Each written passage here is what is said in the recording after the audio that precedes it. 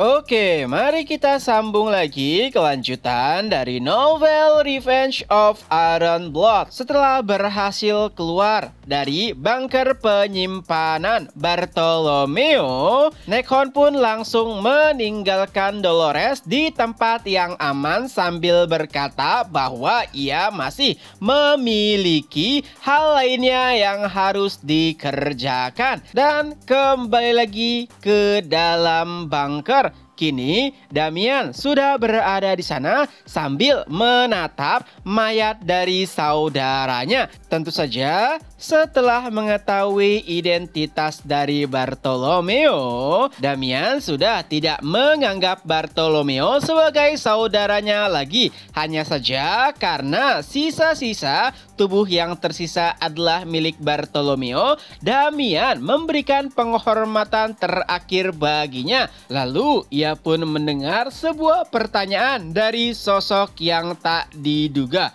Apakah itu kau yang membawa Nekhon dan juga Dolores ke tempat ini? Saat melihat sosok yang menanyainya, sejujurnya Damian awalnya sedikit terkejut karena wajah tersebut mengingatkannya kepada sosok anaknya, Juliet.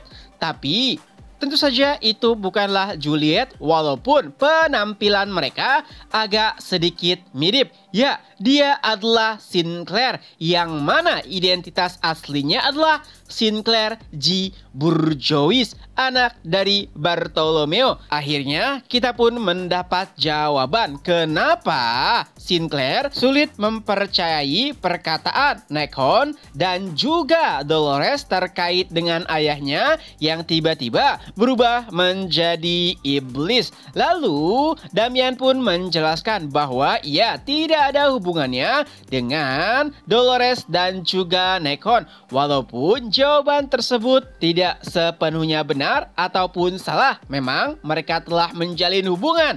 Tapi saat insiden di dalam bunker, Damian berada di luar sesuai dengan apa yang direncanakan oleh Nekhon. Lalu kita pun diperlihatkan sedikit flashback tak kala Sinclair dan juga Piggy tengah berbincang sebelum bertemu dengan Bartolomeo, kepala keluarga Bourgeois. Tentu saja ada banyak hal yang ingin ditanyakan oleh Piggy. Adapun Sinclair, ya, ia hanya memiliki satu pertanyaan, yaitu kenapa ayahnya meninggalkan dirinya. Ia ingin menanyakan hal tersebut secara langsung, tapi sayangnya itu tidak memungkinkan mengingat Bartolomeo saat ini telah mati. Lalu Damian pun berkata, Juliet juga menanyakan hal yang sama kepadaku. Tapi bukankah kau sudah tahu bahwa seluruh keturunan dari keluarga Bourgeois akan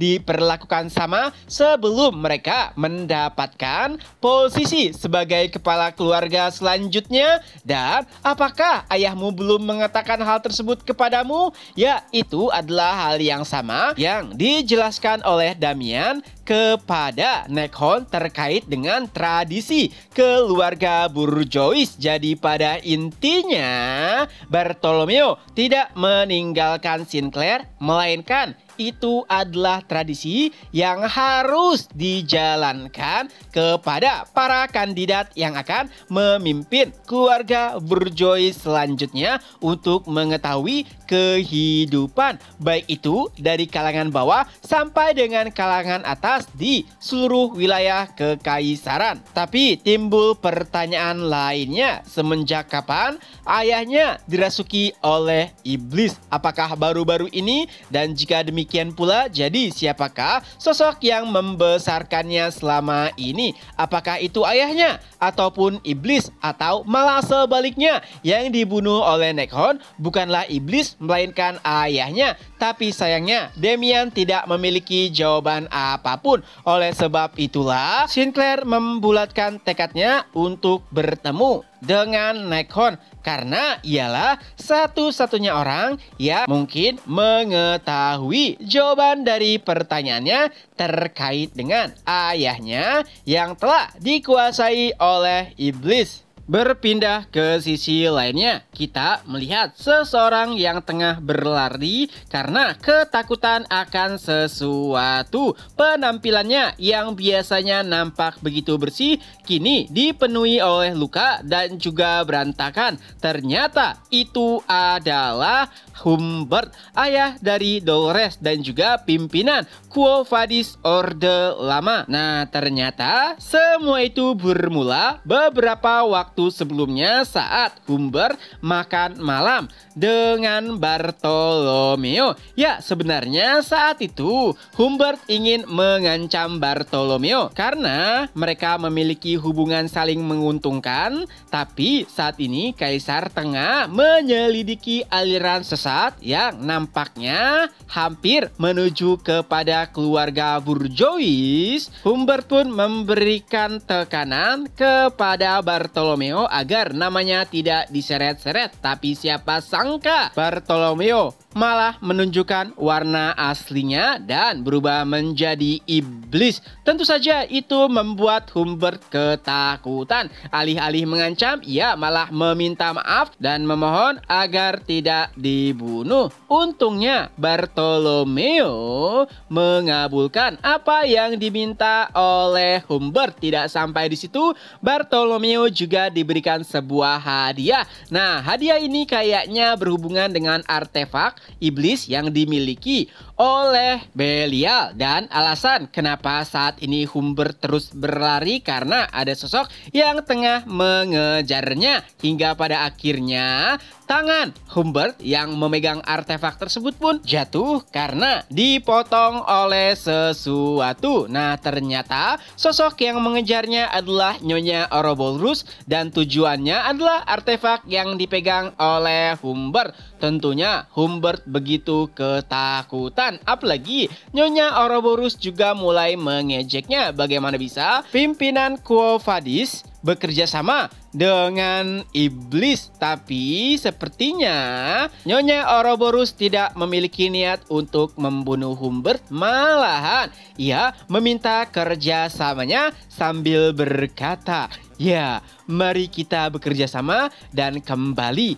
ke era lama." Mendengar hal tersebut tentu saja membuat Humbert bingung. Jika seseorang bekerja sama, biasanya yang dikatakan adalah menuju era baru. Tapi apa maksudnya menuju era lama? Dan Nyonya Ouroboros kembali menjelaskan itu adalah era di mana negara masih terus berperang, atau katakan saja era kekacauan. Kayaknya Nyonya Ouroboros memahami tujuan para raja iblis untuk membuka gerbang. Tapi Mimin juga masih belum tahu ya hubungan apa di antara mereka. Apakah Nyonya Ouroboros juga adalah iblis, atau ia hanya tahu hal tersebut dari pengalaman ataupun sumber-sumber yang dicarinya sendiri. Keesokan harinya, seluruh wilayah kekaisaran digemparkan oleh berita yang begitu mengejutkan. Pertama, kematian kepala keluarga Bourgeois, yaitu Bartolomeo, dan yang kedua adalah hilangnya Kardinal Humbert. Tapi yang menjadi sorotan adalah ternyata dari semua itu diyakini adalah Naikhon. Ya, semua itu terkonfirmasi tak kala Naikhon melarikan diri dengan cara menyandra Dolores. Tapi sayangnya pihak-pihak yang berhubungan langsung sama sekali tidak memiliki ingatan terkait dengan apa yang telah terjadi. Tentu saja beberapa wartawan menanyai Sinclair, Dolores, dan juga Piggy, tapi mereka sama sekali tidak memiliki informasi apapun karena mereka menjelaskan mereka lupa apa yang terjadi pada malam itu. Mungkin itu adalah akibat shock karena mengalami langsung kejadian yang mengerikan. Lalu di tengah-tengah kekisruhan tersebut, Damian pun muncul dan memberikan beberapa keterangan yang intinya kemunculan Damian ini membuat warga yang awalnya nampak sangat khawatir menjadi lebih tenang. Perlu digarisbawahi kembali ya bahwa keluarga Bourgeois adalah keluarga yang memiliki pengaruh besar terhadap ekonomi di wilayah kekaisaran. Jika kepala keluarga Bourgeois mati, maka itu akan berpengaruh. Tapi Damian langsung mengambil alih pekerjaan dari Bartolomeo dan itu bisa menenangkan masyarakat. Walaupun suasana di luar nampak begitu genting, tapi tidak dengan Akademi Colosseo. Karena apapun yang terjadi di luar, Akademi Colosseo tetap akan melanjutkan aktivitasnya seperti biasa. Apalagi sudah mendekati waktu ujian akhir tahun. Murid-murid disibukkan untuk belajar. Dan begitu juga dengan Dolores. Walaupun belum lama semenjak pertarungannya melawan Bartolomeo, tapi sebagai ketua OSIS, ia harus terus melanjutkan pekerjaannya. Apalagi ada banyak sekali bangunan yang akan direnovasi atas perintah kepala sekolah, di mana Dolores menjadi penanggung jawab akan hal tersebut. Nah, ini adalah renovasi dalam skala besar. Mungkin ada hubungannya dengan konferensi orang tua murid pada akhir tahun nanti, di mana ada banyak kabar kemungkinan kepala keluarga dari keluarga bangsawan termasuk 7 keluarga besar akan datang langsung di dalam konferensi tersebut. Tentu saja itu adalah hal yang mengejutkan, mengingat biasanya hanya perwakilan yang datang. Itulah kenapa dibutuhkan persiapan yang besar. Nah, tapi ada satu hal yang sedikit berbeda, yaitu kondisi Sinclair. Pasca kejadian yang menimpanya, setiap orang yang mengenal Sinclair langsung menyadari bahwa dirinya telah berubah. Kini ia nampak begitu pendiam, tidak banyak interaksi, kerjaannya hanya latihan, belajar, dan pulang. Bahkan teman sekamarnya, Bianca, menjadi sedikit tidak akrab dengan Sinclair karena perubahannya tersebut. Tentu saja orang-orang di dekat Sinclair nampak begitu khawatir, termasuk Dolores, karena Dolores merasa bersalah mengikut sertakan Sinclair di dalam rencananya, walaupun semua itu adalah hal yang tak terduga. Jadi Dolores pun berencana untuk bertemu dengan Sinclair dan menjelaskan situasi sebenarnya yang terjadi saat insiden tersebut. Nah, suatu ketika Sinclair tengah berlatih di ruang gravitasi dengan bobot 11 kali lipat. Ya, bukan hanya untuk meningkatkan kekuatannya sendiri, tapi karena Sinclair masuk ke babak final di dalam ujian peringkat. Untuk kelas panas, Sinclair harus berhadapan dengan Grenoil di babak final. Adapun kelas dingin, Tudor harus berhadapan dengan Bianca. Nah, setelah selesai keluar dari ruang pelatihan, ternyata tepat di ruangan sebelahnya, Fikir baru saja menyelesaikan pelatihan gravitasi dengan daya 13 kali lipat. Dan saat Fikir keluar, Sinclair pun langsung menghampirinya dengan segudang pertanyaan. Seperti bagaimana bisa Fikir begitu kuat